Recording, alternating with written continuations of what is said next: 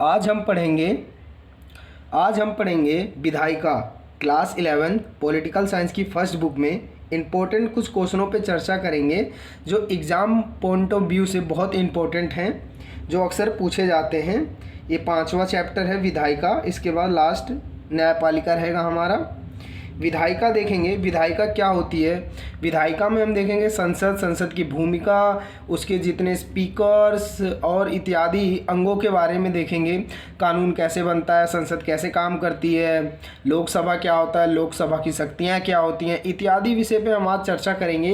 ये वीडियो काफ़ी बड़ी नहीं होगी, ये 2 पार्ट्स में मैं डिवाइड करके वीडियो डालूँगा जिससे आप लोगों को समझने में बहुत ईजी हो। जो विधायिका क्या है इसके बारे में देखते हैं। विधायिका का मतलब होता है शासन का वह अंग जो कानून बनाता है, यानी जो कानून बनाएगा वो विधायिका कहलाएगा। शासन का वह भाग या वह अंग जो कानून बनाता है वो विधायिका कहलाता है। संसद की आवश्यकता क्यों होती है, आपने डेफिनेशन देख ली। शासन का वह अंग जो कानून बनाता है विधायिका कहलाता है। एक बात आप याद रखना ये। उसके बाद हमें संसद की आवश्यकता क्यों पड़ती है, क्यों ज़रूरत पड़ती है हमें संसद की, किसी संसद की क्यों ज़रूरत है। आपने देखा पुराने संसद को हटा के नया संसद बनाया गया, आखिर क्यों ज़रूरत पड़ रही है हमें बड़े संसद बनाने की, अब संसद की ज़रूरत क्यों पड़ती है इत्यादि। संसद की आवश्यकता क्यों है, ये सभी लोकतांत्रिक राजनीतिक प्रक्रियाओं का केंद्र है। यानी कैसे केंद्र है, यहाँ जो जितने भी राजनेता होते हैं, राजनीतिक पार्टी से जुड़े होते हैं, कार्यकर्ता होते हैं, यहाँ बैठ के जनता के प्रति जो नीति बनाते हैं, इसलिए उसको लोकतांत्रिक राजनीतिक केंद्र प्रक्रियाओं का केंद्र कहा जाता है। पहला है ये सभी लोकतांत्रिक राजनीतिक प्रक्रियाओं का केंद्र है। दूसरा हमें क्यों आवश्यकता है, भारत में मंत्रिमंडल नीति निर्माण की पहल करता है, शासन का एजेंडा तय करता है उसे लागू करने के लिए। यानी जो भारत का संसद है वो मंत्रिमंडल की जो नीतियां निर्माण करने का पहल करते हैं। यानी जो मंत्रिमंडल है वो बैठ के इसी संसद में जनता के लिए देश के प्रति नीतियां बनाती है, उसका शासन का एजेंडा तय करती है मंत्रिमंडल और उसे लागू करने के लिए लागू करती है। तीसरा है यह वाद विवाद का सबसे लोकतांत्रिक और खुला मंच है। यानी वाद विवाद का मतलब होता है कोई पार्टी कहेगी किसी मुद्दे पे नहीं ये गलत बात है, और कोई कहेगी नहीं नहीं ये सही रूल आ रहा है इत्यादि पे वाद विवाद का खुला मंच है। आपस में बातें करके सहूलियत से नीतियां बनाई जा सकती हैं। चौथा है राजनीतिक प्रक्रियाओं का मंच है। बिल्कुल सभी राजनीतिक पार्टियां यहाँ पे आती हैं, इकट्ठी होती हैं, देश के प्रति नीति बनाती है, देश को शासन चलाने के लिए नीति बनाती हैं, देश के लिए कानून बनाती हैं, इसलिए राजनीतिक प्रक्रियाओं का एक मंच है। 5वां है प्रतिनिधि लोकतंत्र का आधार है। यानी प्रतिनिधि कैसे, जो जनता होती है वो अपने प्रतिनिधियों को चुनती है और वो जाके संसद में अपने कानून बनाते हैं, शासन व्यवस्था चलाते हैं, लोगों का विकास के लिए नीतियाँ बनाते हैं इत्यादि। छठा है इसे सरकार बनाने तथा हटाने का अधिकार होता है। जो संसद होती है उसे सरकार बनाने और अधिकार हटाने का कार्य होता है इत्यादि। हम इसमें आगे देखेंगे कि सरकार कैसे, मतलब जो संसद है वो कैसे सरकार को हटा रही है और गिरा रही है। ये 4 नंबर में क्वेश्चन पूछता है, पर मैं चाहता हूँ कि आप 6 को पॉइंट लिखें, छोटे छोटे पॉइंट हैं, अच्छे मार्क्स मिलते हैं। मैंने सभी क्वेश्चन इसमें जिस चैप्टर में जितने भी क्वेश्चन बन रहे हैं वो मैंने सभी कवर किए हैं इसमें। अब ये स्टार पॉइंट है। स्टार पॉइंट का मतलब होता है 1-1 नंबर वाले, 2-2 नंबर वाले क्वेश्चनों में आना या MCQ में आना होता है। पहला स्टार है हमारी राष्ट्रीय विधायिका का नाम संसद है। बिल्कुल, जो हमारी विधायिका है उसका असली नाम है संसद, जो संसद में ही सारे कानून बनाए जाते हैं। दूसरा स्टार पॉइंट है राज्यों की विधायिकाओं को विधान मंडल कहते हैं। यानी जो राज्य में विधायिका है, यानी जो संसद है उस विधायिका है उसको विधान मंडल कहते हैं, जो स्टेट लेवल पे होती है, राज्य लेवल पे। तीसरा स्टार है जब किसी विधायिका में 2 सदन होते हैं तो उसे द्विसदनात्मक विधायिका कहते हैं। यानी जब कोई विधायिका है उसमें जब 2 सदन होंगे, यानी 2 पार्ट्स होंगे, उसके 2 हिस्से होंगे, तो उसे द्विसदनात्मक विधायिका कहते हैं। भारतीय संसद में के लिए संसद को राज्यसभा और दूसरे को लोकसभा कहते हैं। यानी जो भारत का संसद है, यानी विधायिका में जो संसद है वो भारत में जो है उसे राज्यसभा और लोकसभा 2 सदन है इसके।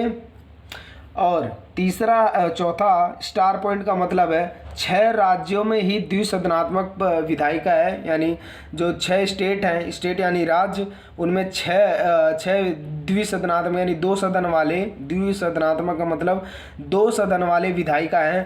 पहला है आंध्र प्रदेश, बिहार, जम्मू कश्मीर, कर्नाटक और महाराष्ट्र और उत्तर प्रदेश इत्यादि। ये आप याद रखेंगे,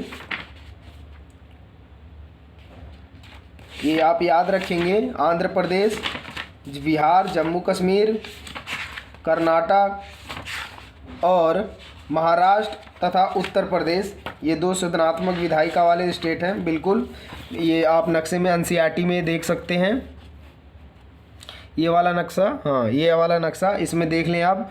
जम्मू कश्मीर ये द्विसदनात्मक है, उत्तर प्रदेश द्विसदनात्मक है, बिहार भी है, इसमें देख लें बिहार भी है, बिहार द्विसदनात्मक है। और यहाँ देखें महाराष्ट्र, आंध्र प्रदेश, कर्नाटक है। यहाँ आप देख सकते हैं मैंने इंपॉर्टेंस में लिखे हैं, ये द्विसदनात्मक विधायिका वाले स्रोत, ये 2 नंबर में पूछा जाता है और MCQ में कि द्विसदनात्मक विधायिका वाले प्रांत क्या है, ये नक्शे में भी पूछ सकता है, इसलिए आप याद रखें। ये देखें पहले जम्मू कश्मीर, फिर उत्तर प्रदेश, बिहार, महाराष्ट्र, आंध्र प्रदेश और कर्नाटक, ये 7 जो स्टेट हैं ये द्विसदनात्मक या द्विसदन वाले हैं। अब द्विसदनात्मक व्यवस्था के क्या लाभ हैं और क्या आवश्यकता है इनकी, मतलब क्यों ज़रूरी है वे हमें इंडिया में, मतलब जो भारत है उसमें क्यों, ऐसे भी क्वेश्चन पूछे जा सकते कि भारत में क्यों ज़रूरी है द्विसदनात्मक व्यवस्था, इसकी क्या आवश्यकता है, क्या लाभ रहे हैं। तो पहला लाभ या आवश्यकता क्यों है, कार्यों का बंटवारा हो जाता है, यानी कुछ कार्य लोकसभा कर लेती है तो कुछ कार्य राज्यसभा में बंट जाते हैं। दूसरा है समाज के सभी वर्गों की भागीदारी तथा देश के सभी क्षेत्रों या भागों को समुचित प्रतिनिधित्व दे सकते हैं, यानी जो समाज में सभी वर्ग हैं, जितनी भी भागीदारी है राजनीति में, उसमें देश के शासन की व्यवस्था में चलाने के सभी क्षेत्रों को, सभी क्षेत्रों के भागों को, सभी को समुचित प्रतिनिधित्व दे सकते हैं, यानी समान प्रतिनिधित्व दे सकते हैं। जल्दबाजी या आवेश में एक सभा से यदि प्रस्ताव पास हो जाता है तो दूसरे सभा में उस पर पूर्ण विचार हो सकता है, यानी मान लो कोई प्रस्ताव आया, वो एक सभा ने जल्दबाजी में या आक्रोश में या गुस्से में नहीं ये पास कर दो, ये ठीक है, अगर पास कर दिया, मान लो राज्यसभा में पास होता है तो वो दोबारा लोकसभा में आएगा तो उस पर पूर्ण रूप से विचार किया जा सकता है, यानी दूसरे सभा में जब भी आएगा तो उसे पूर्ण रूप से विचार किया जा सकता है इस बात पे कि प्रस्ताव गलत है या सही। चौथा है उच्च सदन के सदस्यों की योग्यता के लाभ दूसरे देश को भी मिलता है, यानी जो उच्च सदन है उसके जो सदस्य हैं उनकी क्या योग्यता है, उसका जो योग्यता है उनके लाभ पूरे देश को मिलता है। पांचवा है कोई भी विधायक एक सदन से पास होने के बाद पूर्ण विचार के लिए दूसरे सदन जाता है, यानी जब कोई विधेयक एक सदन में पास हो जाएगा तो वो पूर्ण विचार के लिए दूसरे सदन में जाएगा, अगर दूसरे सदन में भी पास हो जाता है तो कानून बन जाता है, फिर वो राष्ट्रपति के पास जाएगा साइन होने, जब राष्ट्रपति साइन कर देंगे तब कानून बन जाता है।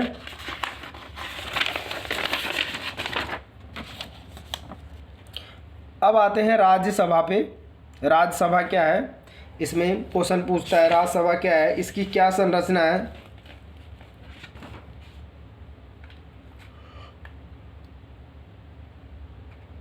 राज्यसभा की संरचना कैसी है, या राज्यसभा के बारे में बताइए, राज्यसभा की संरचना के बारे में बताइए।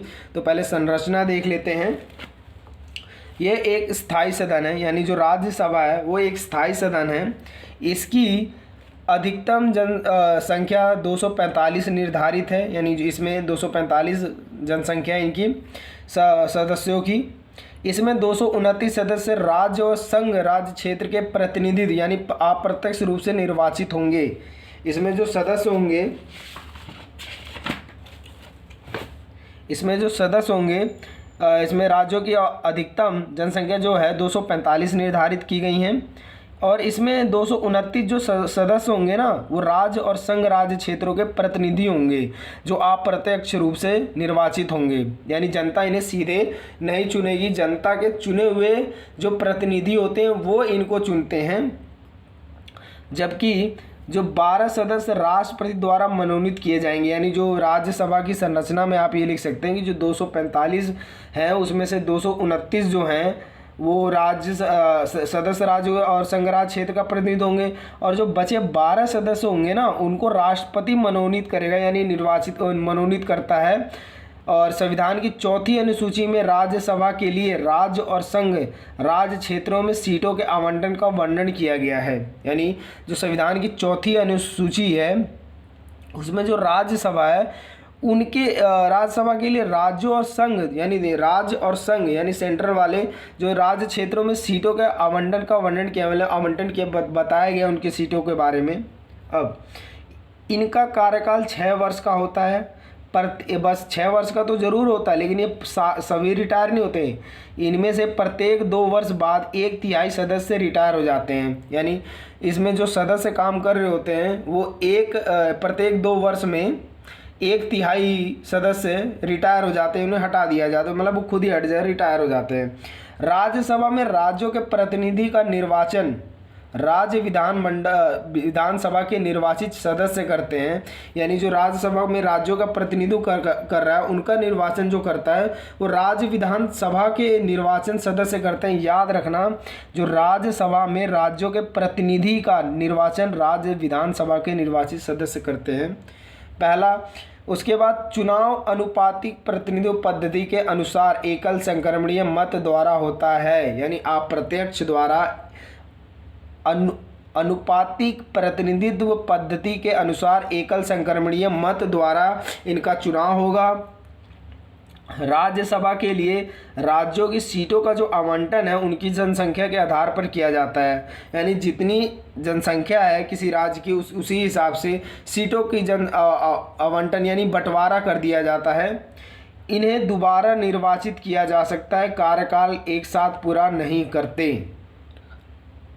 यानी इनका कहना है कि जो राज्यसभा में अगर हर साल जो 2 वर्ष के बाद 1/3 जो रिटायर होते हैं उन्हें दोबारा निर्वाचित किया जा सकता है, वो शासनकाल में आ सकते हैं और एक कार्यकाल एक साथ पूरा नहीं कर सकते ये सब।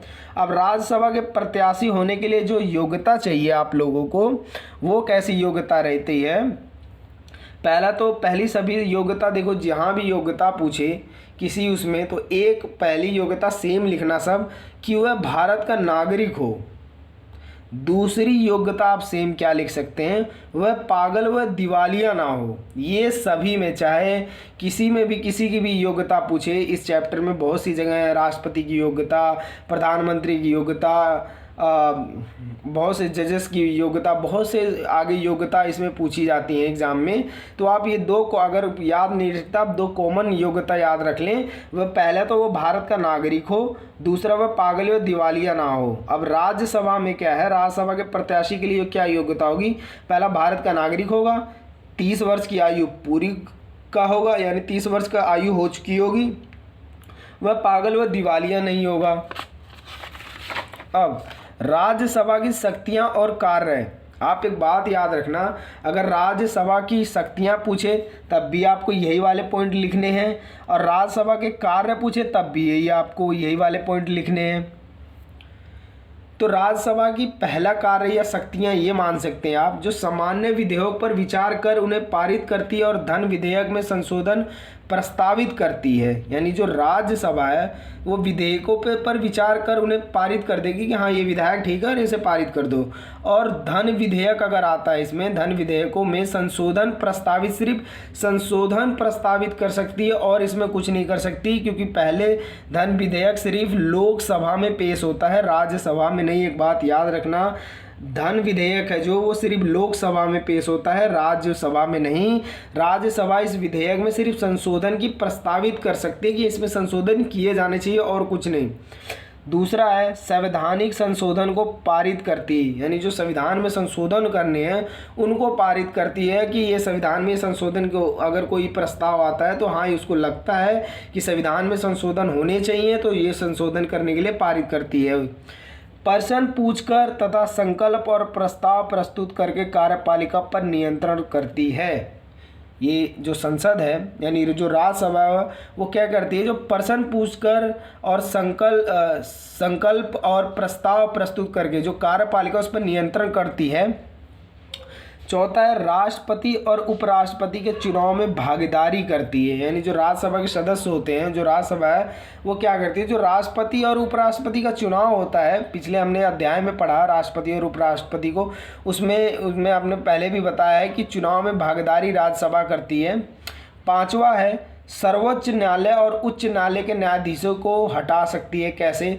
अगर इन पे सर्वोच्च न्यायालय और उच्च न्यायालय के जो न्यायाधीश होते हैं उसमें महाभियोग चल रहा हो और वो प्रस्ताव लोकसभा में पास हो चुका हो, अगर वो राज्यसभा में आता है तो अगर राज्यसभा भी उस प्रस्ताव को पास कर देती है कि हाँ इन जजों को हटाना है, न्यायाधीशों को हटाना है, तो न्यायाधीशों को हटना होगा, हटा दिया जाएगा। उपराष्ट्रपति को हटाने का प्रस्ताव केवल राज्यसभा में ही लाया जा सकता है, यानी जो उपराष्ट्रपति है, जो राष्ट्रपति से छोटा राष्ट्रपति होता है, उपराष्ट्रपति जिसे आप कह सकते हो, उसको हटाने का जो प्रस्ताव है ना केवल सिर्फ राज्यसभा में लाया जा सकता है, लोकसभा में नहीं, उपराष्ट्रपति को हटाने के लिए। सातवां है इसका, यह संसद को राज्य सूची के विषयों पर कानून बनाने का अधिकार दे सकती है, यानी जो संसद है वो क्या करेगी, अगर कानून राज्य विषय पे बनाना होगा, राज्य सूची पे जो विषय आते हैं, ये राज्य सूची हम छठे या सातवें में जब संघवाद पढ़ेंगे उसमें देखेंगे, राज्य सूची, समवर्ती सूची और केंद्र सूची के बारे में पढ़ेंगे। आप यहाँ देख समझें कि ये जो संसद है अगर वो राज्य सूची पे किसी विषय पे कानून बनाना चाहती है तो उसको क्या चाहिए कि भाई वो राज्यसभा से पहले वो अधिकार ले, या राज्यसभा पूर्ण रूप से अधिकार दे सकती है संसद को राज्यसभा में राज्यसभा की विषयों पे सूची बनाना। अब आपने ये देखा राज्यसभा की कार्य शक्तियाँ, आप बोलोगे सर राज्यसभा की विशेष शक्तियाँ भी आपने बताई है, तो बिल्कुल सही बात है। ये वाले जो ऊपर वाले हैं ये कभी कभार एग्जाम में पूछे जाते हैं, पर ये वाले जो हैं ये तीन ये हमेशा अक्सर पूछ लिए जाते हैं, क्योंकि बच्चों को लगता है ये राज्यसभा की विशेष शक्तियाँ, ये विशेष शब्द पे ध्यान नहीं देते हैं, वो क्या करते हैं ये राज्यसभा ये वाले पढ़ के जाते हैं और राज्यसभा की शक्तियाँ बता देते हैं। विशेष शक्तियाँ खास कोई शक्ति होगी ना राज्यसभा की, उसके बारे में अगर ये वीडियो आपको अच्छी लगी प्लीज़ मेरे चैनल को सब्सक्राइब करें, वीडियो को लाइक करें और कमेंट भी ज़रूर लिखें वीडियो में कि आपको ये वीडियो कैसी लग रही है, क्या कमी है इसमें और क्या सुधार किए जा सकते हैं।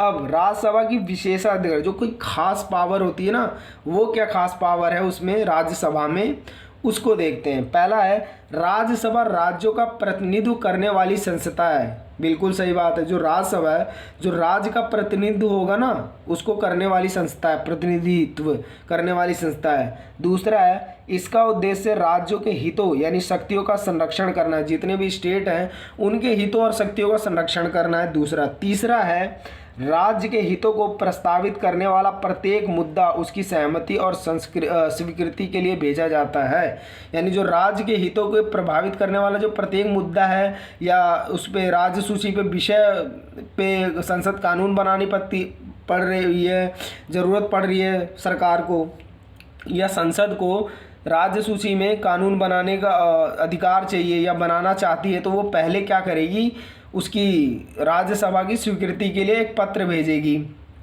अब उदाहरण देख सकते हैं, यदि केंद्र सरकार राज्य सूची के किसी विषय पर या जिस पर केवल राज्य का विधानसभा कानून बना सकती है को राष्ट्र हित में संघ सूची या समवर्ती सूची में हस्तांतरित करना चाहे तो उसे राज्यसभा की स्वीकृति आवश्यक है, यानी किसी विषय पे राज्यसभा की सूची पे अगर संसद को कानून बनाना है तो राज्यसभा से पूछना जरूरी है।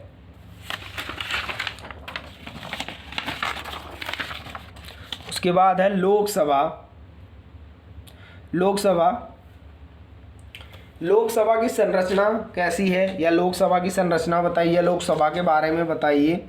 आप लोकसभा के बारे में बता सकते हैं लोकसभा की अधिकतम संख्या 552 निर्धारित की गई है, यानी 552 निर्धारित की गई है लोकसभा की जो जनसंख्या है।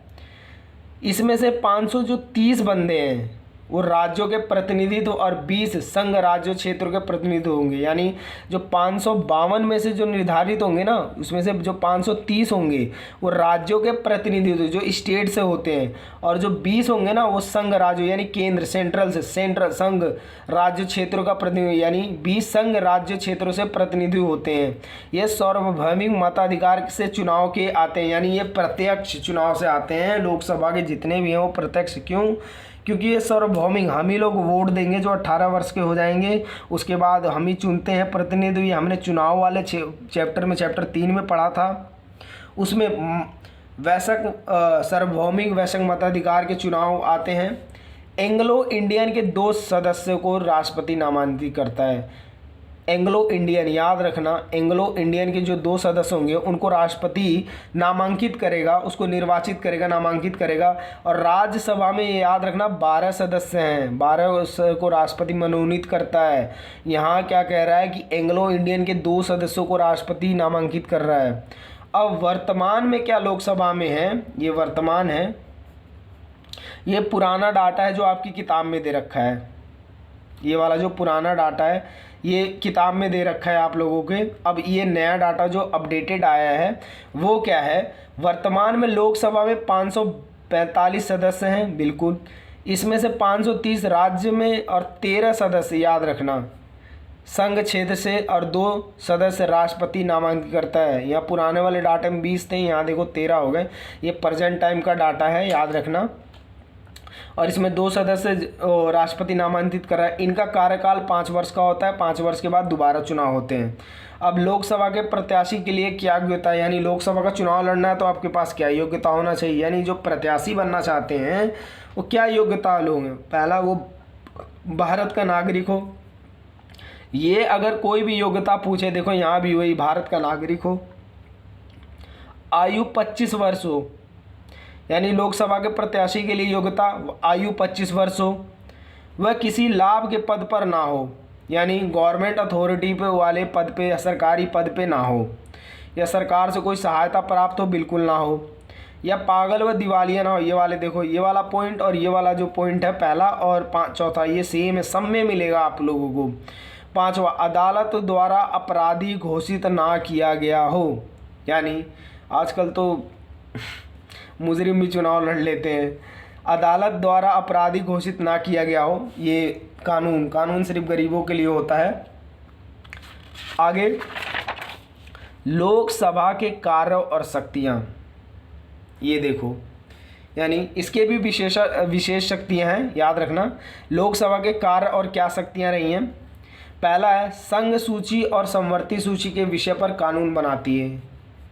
जो राज्यसभा था, याद रखना, वो सिर्फ राज्य सूची पे कानून बना सकता है, लेकिन लोकसभा क्या करती है, जो संघ सूची और समवर्ती सूची है उसके विषयों पर कानून बनाती है। इसके संघ सूची, राज्य सूची और समवर्ती सूची, इन सूचियों को हम संघवाद में पढ़ेंगे, संघवाद में वाले चैप्टर में पढ़ेंगे, 7वें चैप्टर में पढ़ेंगे विस्तार से। धन विधेयक और सामान्य विधेयक को प्रस्तुत और पारित कर सकती है, यानी जो धन विधेयक वो केवल लोकसभा में पारित प्रस्ताव, मतलब पहले पारित सिर्फ लोकसभा में होगा, राज्यसभा में सिर्फ स्वीकृति के लिए जाएगा। अगर राज्यसभा धन विधेयक को स्वीकृति नहीं देता है तो अपने आप वो धन विधेयक पास हो जाएगा वहाँ से। दूसरा, कर प्रस्ताव, बजट, वार्षिक वित्तीय वक्तव्यों को स्वीकृति देता है, यानी जो कर प्रस्ताव है आ रहा है, जो बजट है और जो वार्षिक वित्तीय वाक्यों को स्वीकृति देती है। तीसरा है, पूरक प्रश्न पूछकर, प्रस्ताव लाकर, अविश्वास प्रस्ताव के माध्यम से कार्यपालिका को नियंत्रण करती है। जो कार्यपालिका है उसको कैसे नियंत्रण कर रही है, प्रश्न पूछकर, पूरक प्रश्न पूछकर प्रस्ताव ला रही है, अविश्वास प्रस्ताव ला रही है, उसके बाद माध्यम से कार्यपालिका पे। ये वाला क्वेश्चन बहुत इंपॉर्टेंट है, कार्यपालिका को नियंत्रण संसद कैसे करती है, जो हम आगे इसी वीडियो में डिस्कस करेंगे, जो हर साल पूछा जाता है, हर साल जो 6 नंबर में हमेशा आएगा कि संसद कार्यपालिका को कैसे नियंत्रण कर रही है इत्यादि पे चर्चा करेंगे। चौथा है संविधान में संशोधन कर सकती है। बिल्कुल, लोकसभा में संविधान संशोधन का प्रस्ताव अगर पारित होता है, अगर वो पारित कर देती है तो वो फिर राज्यसभा में जाएगा। राज्यसभा भी अगर पारित कर देती है कि हाँ ये संशोधन होने चाहिए तो संविधान में संशोधन हो सकते हैं। पांचवा है आपातकाल की घोषणा को स्वीकृति दे सकती है। बिल्कुल, अगर देश में ज़रूरी है आपातकाल की घोषणा लाना, आपातकाल लगाना, तो बिल्कुल ये लोकसभा ये कार्य कर सकती है। राष्ट्रपति और उपराष्ट्रपति का चुनाव कराती है। बिल्कुल सही बात है, जो राष्ट्रपति है उपराष्ट्रपति के चुनाव में लोकसभा और राज्यसभा दोनों की भूमिका रहती है। सातवां है सर्वोच्च न्यायालय और उच्च न्यायालय के न्यायाधीशों को हटा सकती है। बिल्कुल हटा सकती है। अगर महाभियोग दोनों पर चल रहा हो और लोकसभा पास कर दे तो इन दोनों न्यायाधीशों को हटाया जा सकता है। समिति और आयोग का गठन करती है और उसके प्रतिनिधियों पर विचार करती है। बिल्कुल, जो समिति होगी और जो आयोग का गठन है उनको गठन करती है, उनका प्रतिनिधियों पर विचार करती है कि इन्हें किन प्रतिनिधियों से दिया जाए। अब लोकसभा की विशेष शक्तियाँ क्या है, विशेष पावर 2 नंबर या 3 नंबर या 4 नंबर में पूछता है कि मैक्सिमम अगर 3 पॉइंट है 4 नंबर में पूछे तो आप 3 ही लिखेंगे, तो जिसमें से 4 आपको कंपल्सरी मिलेंगे नंबर। याद रखना, जो लोकसभा की विशेष शक्तियाँ क्या, लोकसभा में धन विधेयक प्रस्तुत किया जा सकता है, उसे संशोधन स्वीकृति कर सकते हैं। यानी जो धन विधेयक है यानी पैसे वाला विधेयक, वही धन विधेयक जिसमें पैसे का हिसाब किताब होता है, धन विधेयक, वो सिर्फ लोकसभा में पेश होता है, राज्यसभा में नहीं, सिर्फ स्वीकृति के लिए जाता है। उसे संशोधन या स्वीकृत कर सकता है कौन, लोकसभा सिर्फ। मंत्रिपरिषद केवल लोकसभा के प्रति उत्तरदायी होती है। क्यों? क्योंकि मंत्रियों के जो मुख्यमंत्री होते हैं उनके जो कार्यकर्ता होते हैं वो जनता चुन के आती है। अगर मुख्यमंत्री या मंत्रिमंडल लोकसभा के प्रति उत्तरदायी नहीं होते, उन्हें अगली बार चुनाव में वोट ही नहीं मिलेंगे, और वोट नहीं मिलेगी तो पार्टी अपने आप ही हट जाएगी। अगला है संविधान द्वारा अपनाई गई लोकतांत्रिक व्यवस्था में जनता के पास अंतिम शक्ति होती है। यानी जो संविधान है उसमें जो अपनेगाई लोकतंत्र व्यवस्था है उसमें जनता के पास अंतिम शक्ति होती है। जनता ही चुनाव से वोट देकर, अपने मतों को विवेक से वोट देकर सरकार बनाती है। अगला है संसद के कार्य और शक्तियाँ। क्या कार्य रहते हैं संसद के और क्या शक्तियाँ हैं वो देखेंगे। पहली ये इम्पोर्टेंट है, बहुत मोस्ट इम्पोर्टेंट कह सकते हैं इसे। उसके बाद ये एक ये कानून कैसे बनता है और संसद कार्यपालिका को कैसे नियंत्रण करती है, ये है। और एक और है, ये कुछ ज़्यादा ही इम्पोर्टेंट है। ये अगर आते हैं तो बड़े आंसरों में आते हैं, बड़े क्वेश्चनों में आते हैं जिनका आंसर आप इजीली लिख सकते हैं। पहला है विधायी कामकाज। जो संसद उसका क्या कार्य होगा, विधायी काम करें, यानी संसद पूरे देश या देश के किसी भाग के लिए कानून बनाती है। यानी जो संसद है वो कानून बनाने का काम करेगी, विधायी कामकाज। संसद संविधान में दी गई चारों सूचियों पर कानून बनाती है तथा उसे स्वीकृति देती है। यानी जो संसद में दी गई जो चारों सूची है, 4 सूची कौन, संघ सूची, राज्य सूची, समवर्ती सूची और अवशिष्ट सूची है एक। ये चारों सूचियों पे संसद कानून बना सकती है और उसको स्वीकृति दे सकती है। कार्यपालिका पर नियंत्रण और उत्तरदायित्व है। ये कार्यपालिका पर संसद कैसे नियंत्रण करती है वो हम आगे पढ़ेंगे। उसको कार्यपालिका को उसके अधिकार क्षेत्र में सीमित रखकर तथा जनता के प्रति उसका दायित्व सुनिश्चित कर देती है संसद, इसलिए उस पर नियंत्रण कर पाती है। तीसरा है वित्तीय कार्य। अब वित्तीय कार्य में से एक बात याद रखना, जो संसद के कार्य हैं उसकी जो मतलब कार्य और शक्तियाँ हैं, ये वित्तीय कार्य पूछ लेता है कभी, संसद के वित्तीय कार्य बताइए, इसलिए मैंने इसे 4 पॉइंटों में डिवाइड किए हैं।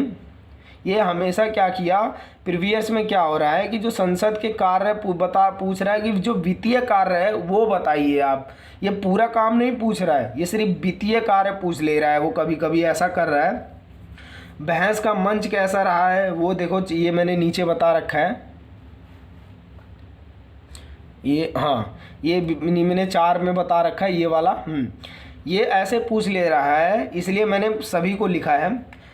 वित्तीय कार्य में लोकतंत्र में संसद कराधान तथा सरकार द्वारा धन के प्रयोग पर नियंत्रण करती है। यानी जो कराधान, जो टैक्स है, जो सरकार द्वारा जो धन प्रयोग हो रहा है उस पर नियंत्रण करती है संसद कि ज़्यादा खर्चे ना हों।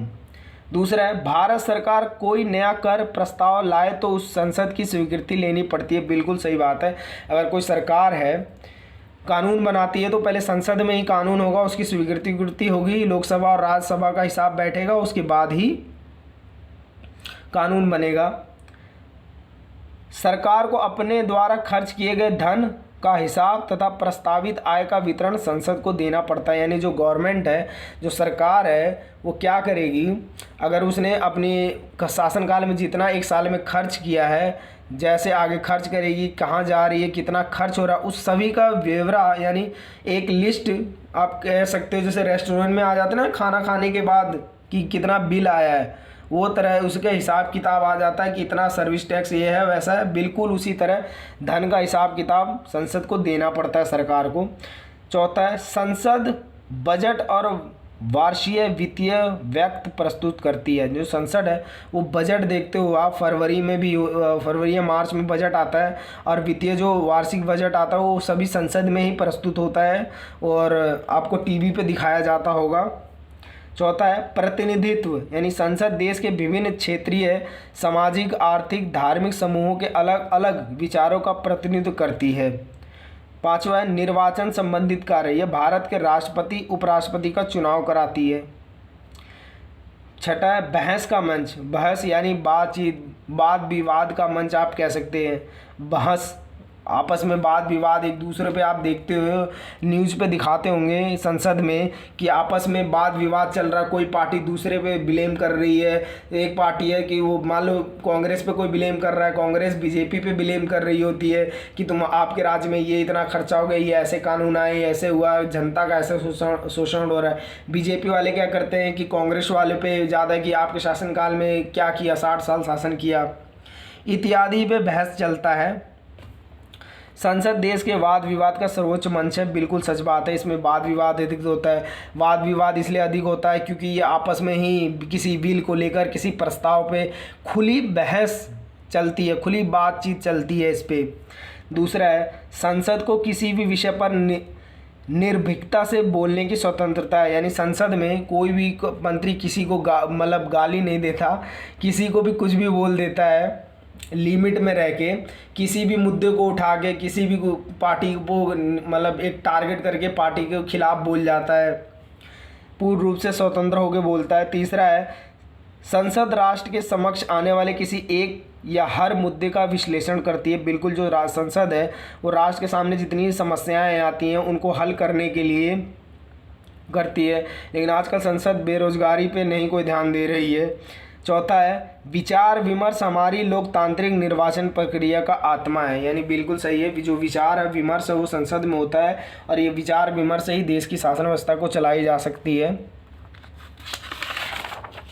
सातवां है, संवैधानिक कार्य। संवैधानिक कार्य क्या है? संविधान में संशोधन करने की शक्ति है उसके पास, संसद के पास, क्योंकि प्रत्येक संविधान संशोधन का संसद दोनों सदनों के द्वारा विशेष बहुमत से पारित किया होता है। यानी जो लोकसभा और राज्यसभा में विशेष बहुमत से अगर पारित हो जाता है तो संसद क्या करती है, संविधान में संशोधन कर देगी। न्यायिक कार्य, न्यायिक कार्य क्या होता है? भारत के राष्ट्रपति, उपराष्ट्रपति और उच्च न्यायालय, सर्वोच्च न्यायालय के जो न्यायाधीश को पद से अगर हटाना हो ना तो प्रस्ताव विचार करने के संसद को न्यायोचित कार्य का अंतिम कार्य आते हैं। यानी राष्ट्रपति संविधान के विरुद्ध जाके काम अगर करते हैं, उपराष्ट्रपति भी अगर संविधान के विरुद्ध काम करते हैं, या उच्च न्यायालय या सर्वोच्च न्यायालय के न्यायाधीश संविधान के विरुद्ध जाके काम करते हैं, तो संसद में अगर प्रस्ताव उनको महाभियोग पारित हो गया कि इनको हटाना है, तो अगर दोनों सदनों ने, संसद के दोनों सदनों ने अगर प्रस्ताव पास कर दिया तो इन्हें हटाया जा सकता है। अगला है कानून। आओ कानून बनाते हैं। वैसे गरीबों के लिए सिर्फ कानून होते हैं, अमीरों के लिए नहीं, एक बात याद रखना ये। चलो आज हम भी कानून बना लेते हैं कि संसद जो है वो कानून कैसे बना रही है। अगर ये वीडियो आपको अच्छी लगे तो प्लीज़ वीडियो को लाइक और सब्सक्राइब ज़रूर करें चैनल को, और कमेंट में ज़रूर बताएं कि वीडियो आपको कैसी लगी। प्लीज़ कमेंट आप लोग किया करें। अब जो संसद है वो कानून कैसे बनाती है, आपने कभी सोचा है? आइए मैं बताता हूँ आप लोगों को जो कानून कैसे बनता है संसद में। पहला है, विधि मंत्रालय का कानून विभाग विधेयक तैयार करेगा। यानी सिंपल सी बात है, पहला रूल क्या होगा, जो विधि मंत्रालय है ना वो क्या करेगा, विधान विधेयक को तैयार करेगा। कानून विभाग है उसके विधेयक को तैयार कर देगा। यानी एक विधेयक तैयार हो गया ये कानून बनने के लिए। अब दूसरा सिचुएशन क्या आता है, संबंधित मंत्री विधेयक की ज़रूरत के बारे में प्रस्ताव करता है। तीसरा है किसी विधेयक पर चर्चा के लिए प्रस्ताव पारित किया जाता है, यानी उस विधेयक मान लो तैयार हो गया, अब उस पर चर्चा करने के लिए भाई मंच आओ, विधेयक में आओ, संसद में चर्चा के लिए प्रस्ताव पारित कर देगा। चौथा है विधेयक की हर धारा को पढ़ा जाता है और प्रत्येक धारा पर मतदान होते हैं, यानी जो विधेयक है उसमें जो कानून बन रहा है, जो कानून मतलब बनेगा उसकी हर धारा मतलब हर एक लाइन को पढ़ा जाएगा और उस पर विचार होगा, मत विवाद होगा कि ये बदलाव होने चाहिए नहीं है या क्या ऐड होना चाहिए उसमें। पांचवा है विधेयक उप समिति के पास भेजा जाता है। उप समिति जो छोटी समिति होती है उन पे भेजा जाएगा। एक संसद समिति है ये उप समिति, जो हम इसी चैप्टर में आगे पढ़ेंगे संसद की समितियों में, जो वीडियो के दूसरे भाग में आएगा। समिति के पास भेजा जाता है, समिति उसमें कुछ फेर बदल करती है और चर्चा के लिए सदन में भेज देती है। यानी जो समिति है, जो उप समिति है, वो क्या करेगी, उसमें अगर देखेगी कुछ बदलने लायक है तो बदल देगी, वरना फिर वैसे ही एज इट मतलब जैसा क्या है वह तैसा उसको संसद में चर्चा के लिए भेज देगी। अब छठे पॉइंट में क्या आता है कि अब चलो भाई विधेयक दूसरे सदन में भेजा जाता है और वहाँ उसे पारित कर दिया जाता है, यानी सदन में मान लो लोकसभा में गया या राज्यसभा में, किसी एक में भेज देंगे। वहाँ पारित होने के बाद विधेयक भारत के राष्ट्रपति के पास भेजा जाता है, यानी दोनों सदनों में अगर हो जाएगा, लोकसभा और राज्यसभा में अगर पास होता है तो वो अंतिम रूप से क्या अगर राष्ट्रपति के पास भेजा जाता है भाई, कि राष्ट्रपति की सिग्नेचर करेंगे और इसे कानून बन जाएगा।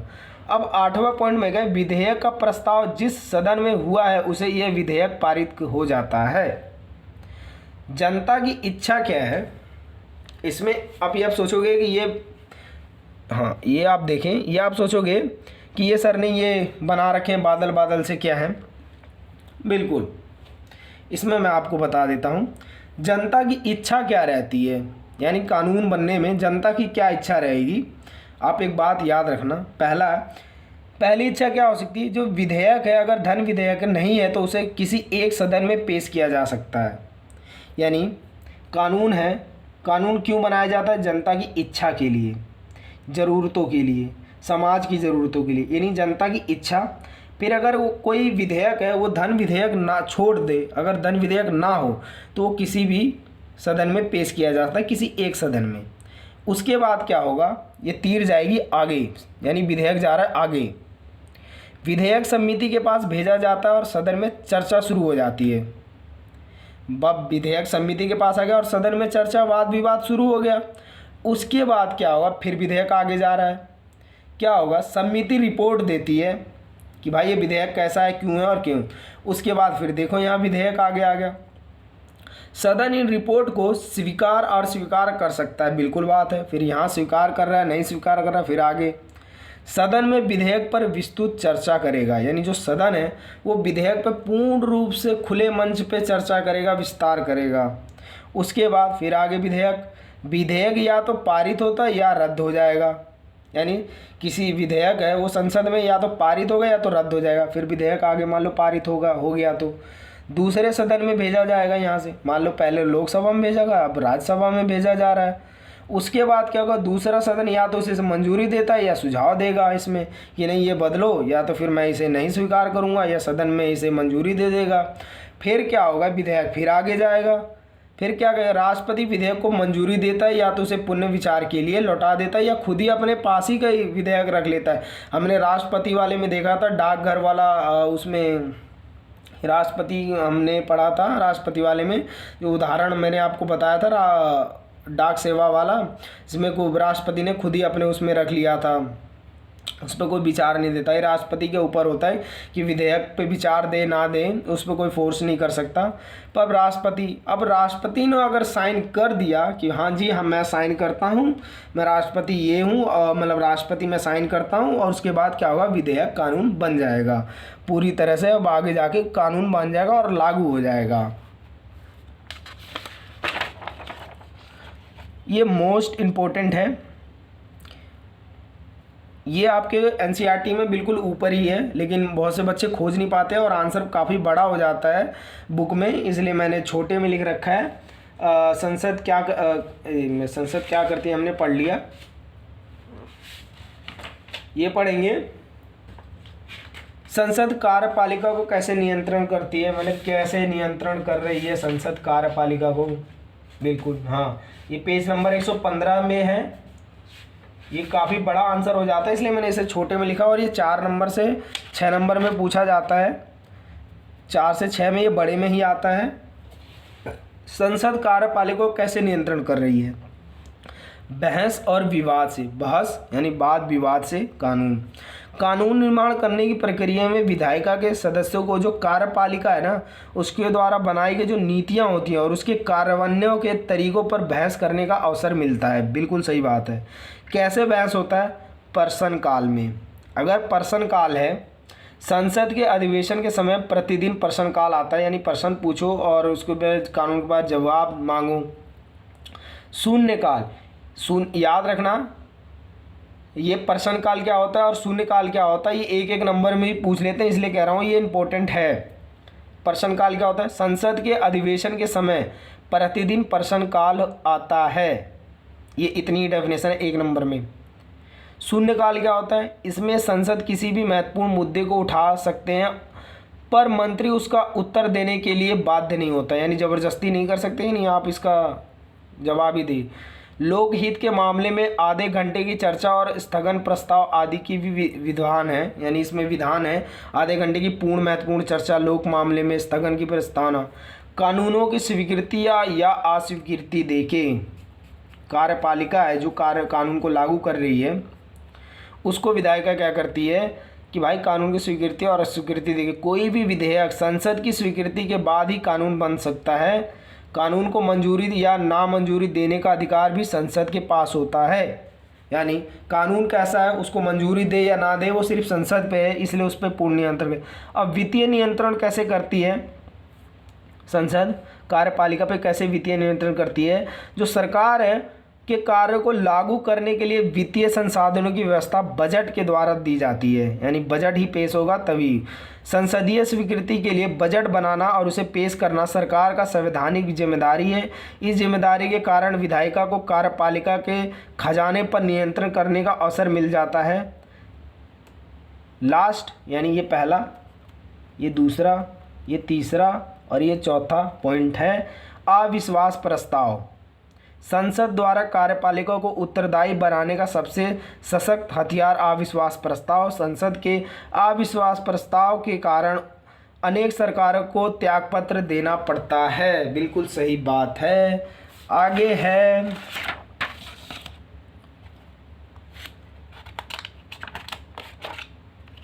एक मिनट, बिल्कुल लोकसभा कार्यपालिका को राज्यसभा की तुलना में क्यों कारगर ढंग से नियंत्रण में रख सकती है, यानी जो लोकसभा है कार्यपालिका को राज्यसभा की तुलना में क्यों, यानी जो लोकसभा कार्यपालिका को अच्छे से नियंत्रण में रख सकती है बकाए राज्यसभा की तुलना में। ये मोस्ट इंपोर्टेंट है, प्रीवियस में हर साल पूछे जाने वाला क्वेश्चन है। प्रीवियस में भी पूछा गया था 6 नंबर में, जिसके 5 पॉइंट है, 5 नहीं 6 है। ये मैंने थोड़ा सा डेफिनेशन लिख रखा है, इसके बारे में बताया है। पहला है लोकसभा और राज्यसभा दोनों सदनों के सदन हैं, वह सरकार की जिम्मेदारी दोनों सदनों के प्रति होती है, परंतु लोकसभा के मुकाबले ज़्यादा राज्यसभा में कमज़ोर है, यानी जो लोकसभा के मुकाबले राज्यसभा थोड़ा कमज़ोर पड़ जाता है, जिसमें निम्न कार्य लोकसभा कार्यपालिका पर प्रभावित रहती है। पहला है सरकार से विभिन्न तरीक़ों से प्रश्न पूछना, आलोचना करना, काम रोको प्रस्ताव बहिष्कार करना दोनों सदनों का अधिकार, परंतु सरकार के खिलाफ अविश्वास प्रस्ताव केवल लोकसभा में ही लाया जा सकता है। यानी जो सरकार है उसे जो तरीके हैं जो प्रश्न पूछना, उसकी आलोचना करना, काम रोको प्रस्ताव लाना, बहिष्कार करने, दोनों सदनों में तो सकती है, परंतु जो अविश्वास प्रस्ताव है वो सिर्फ लोकसभा में पारित हो सकता है, लाया जा सकता है और किसी सदन में नहीं। अगर अविश्वास प्रस्ताव का मतलब ये होता है कि अगर ये प्रस्ताव होता है तो सरकार गिर जाएगी, दोबारा चुनाव होंगे, नई सरकार बनेगी। दूसरा है सरकार की स्थिरता उसके लोकसभा में बहुमत पर निर्भर करती है, ना कि राज्यसभा में। यानी जो सरकार की स्तर लोकसभा यानी जनता पे निर्भर करती है, क्योंकि अंतिम शक्ति जनता के पास होती है। अगर जनता चाहेगी कि ये सरकार रहे तो रहेगी, वरना गिर जाएगी। लेकिन राज्यसभा में 1/3 ही 2 साल पे रिटायर होते हैं। तीसरा है लोकसभा का चुनाव प्रत्यक्ष तरीके से होता है जबकि राज्यसभा का अप्रत्यक्ष तरीके से किया जाता है, अतः लोकसभा अधिक लोकप्रिय है। जो लोकसभा है उसमें जनता सीधे भागीदारी होती है और चुनाव प्रत्यक्ष रूप से करती है, जो राज्यसभा है वो अप्रत्यक्ष रूप से चुनाव होता है। इसलिए जो लोकसभा कार्यपालिका को राज्यसभा की तुलना में अधिकार ढंग से कारगर रूप से नियंत्रण रख रही है। चौथा है धन विधेयक पहले केवल लोकसभा में पेश किया जाता है, ना कि राज्यसभा में। जो धन विधेयक है वो सिर्फ लोकसभा में पेश होगा, और जब कोई धन ही नहीं किसी कार्यालय को मिलेगा तो काम कैसे करेगा। इसलिए कार्यपालिका को पूर्ण रूप से नियंत्रण कर रही है लोकसभा मजबूती से राज्यसभा की अपेक्षा। ये याद रखना, ये क्वेश्चन बहुत तरीके से घुमाता है, आप याद रखें, इस क्वेश्चन को जरूर देखें। जब मतभेद की परिस्थिति में लोकसभा और राज्यसभा का संयुक्त अधिवेशन बुलाया जाता है तो उसकी अध्यक्षता लोकसभा का अध्यक्ष करता है। यानी जब कोई मतभेद हो जाए उसकी परिस्थिति में जो लोकसभा और राज्यसभा का संयुक्त अधिवेशन यानी बैठक बुलाई जाती है ना, उसकी जो अध्यक्षता करता है वो लोकसभा का अध्यक्ष करता है। लोकसभा की सदस्य संख्या राज्यसभा से अधिक होने के कारण लोकसभा ही पल्ला भारी है। क्योंकि लोकसभा में जनसंख्या ज़्यादा है और राज्यसभा में कम। अगला है संसद स्वयं को कैसे नियंत्रण करती है, यानी खुद को कैसे नियंत्रण कर रही है संसद, खुद पे काबू कैसे पा रही है। ये लास्ट है क्वेश्चन। इसके बाद हम क्या करेंगे, धन विधेयक, ये गैर विधेयक हम दूसरी वीडियो में कवर करेंगे।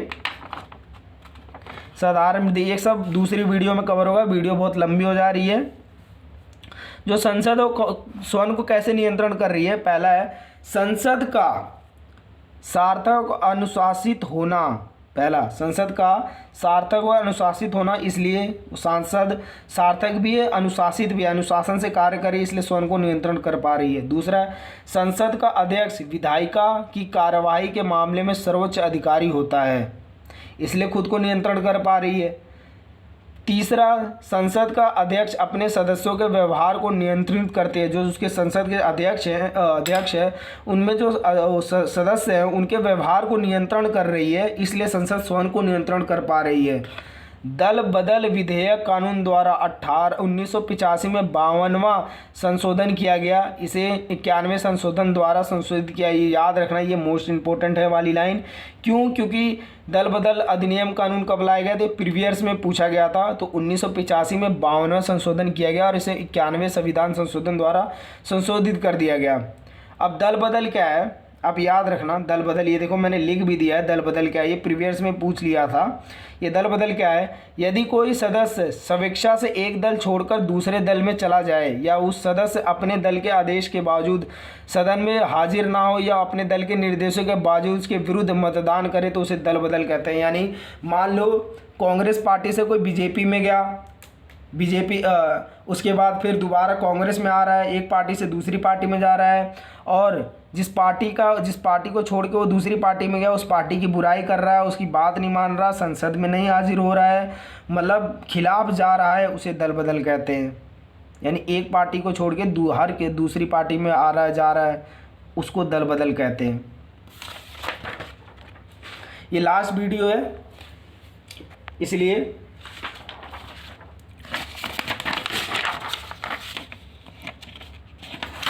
ये लास्ट वीडियो है, इसका टाइमिंग एंड हो जाएगी। ये धन विधेयक है, ये हम अगली वीडियो में देखेंगे या इसी में देख लें। संसाधारण विधेयक बचेगा, फिर ये इसी में देख लेते हैं इसको भी, संसद विधेयक। आप प्लीज़ इस वीडियो को लाइक और सब्सक्राइब करें, आपकी एग्जामिनेशन पॉइंट व्यू से बहुत महत्वपूर्ण टॉपिकों पे बात कर रहा हूँ मैं। सरकारी विधेयक क्या होता है, इसमें संसद में मंत्री द्वारा पेश किया जाता है। जो संसद है उसमें जो मंत्री होंगे वो सरकारी विधेयक पेश करेंगे। दूसरा, ये सरकार की नीतियों को प्रदर्शित करता है, जो सरकार की कितनी नीतियाँ हैं, कैसी हैं, उसको प्रदर्शित कर रहा होता है जो सरकारी विधेयक होता है। तीसरा, संसद द्वारा उसके पारित होने की पूरी उम्मीद होती है, यानी जो संसद है उसके द्वारा इसको सरकारी विधेयक को पारित होने की पूरी उम्मीद होगी। चौथा है, संसद द्वारा स्वीकृति होने पर सरकार को इस्तीफा देना पड़ सकता है, यानी जो संसद है उसके द्वारा अस्वीकृति होने पर जो सरकार उसको इस्तीफा देना पड़ जाएगा, उसको हटा दिया जाएगा। 5वां है सदन में पेश किए के लिए जाने 7 दिनों को नोटिस दिया जाना चाहिए, यानी जो सदन है उसमें पेश होने के लिए सरकारी विधेयक में उस 7 दिनों के लिए नोटिस दिया जाता है। 6वां पॉइंट है इसमें संशोधित विभाग द्वारा विधि विभाग के परामर्श से पेश किया जाता है। ये आपने सरकारी विधेयक देख लिया। प्लीज़ वीडियो को लाइक सब्सक्राइब चैनल को ज़रूर करें। गैर सरकारी विधेयक क्या होता है? इसमें संसद में मंत्री के अलावा किसी भी सदस्य द्वारा पेश किया जाता है, यानी जो इसमें संसद है वो मंत्री के अलावा किसी भी सदन द्वारा पेश किया कर दिया जाएगा इसे गैर सरकारी विधेयक। ये सार्वजनिक मामले पर विपक्ष दल के मतस्य को प्रदर्शित करता है, यानी जो सार्वजनिक मामले जो विपक्ष दल होता है उसके मत को बताता है। ये याद रखना, अंतर पूछता है इनमें, इसलिए मैंने अंतर डेफिनेशन लिखा है, ये अंतर है इन दोनों में। तीसरा है इसमें संसद में पारित होने की कम उम्मीद होती है, यानी संसद में पारित करना ना पारित करना बात बराबर है। इसके अस्वीकृति होने पर सरकार पर कोई प्रभाव नहीं पड़ता, यानी स्वीकृति हो रद्द हो जाए कोई प्रभाव सरकार पे गवर्नमेंट पे कोई प्रभाव नहीं पड़ेगा। 5वां है सदन में पेश करने के लिए ऐसे प्रस्ताव के लिए 1 माह का नोटिस